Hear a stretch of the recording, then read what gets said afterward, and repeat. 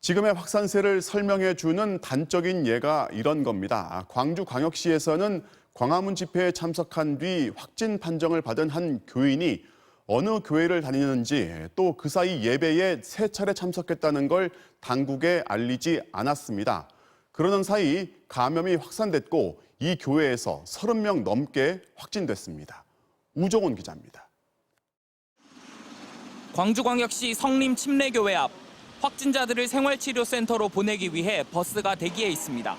서울 광화문 집회에 참석한 이 교회의 60대 여성 신도를 통해 31명이 추가로 양성 판정을 받은 겁니다.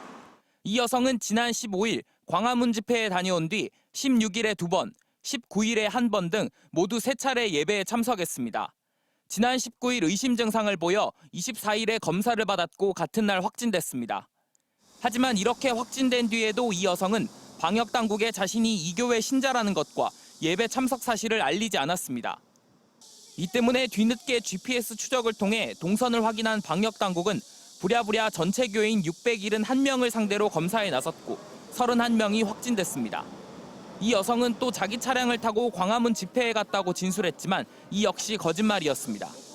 실제로는 거주지인 전남 화순에서 친구 차를 타고 광주 무등경기장으로 이동한 뒤 서울로 가는 전세버스에 탄 것으로 드러난 겁니다.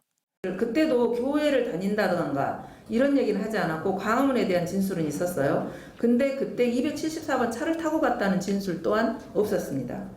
하지만 방역당국의 조사에도 불구하고 해당 교회의 감염고리는 아직도 명쾌하게 밝혀지지 않고 있습니다.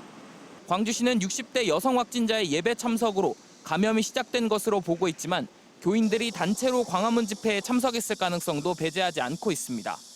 교회와 탁구장 등 광주 곳곳에서 하루 사이 50명이 넘는 확진자들이 쏟아지면서 광주시는 모든 종교활동의 대면 예배를 금지하는 등 사회적 거리두기 3단계에 준하는 행정명령을 발동했습니다. 이후 이틀에서 사흘 정도 추이를 지켜본 뒤 3단계로 올릴지 여부를 검토하기로 했습니다. MBC 뉴스 우종훈입니다.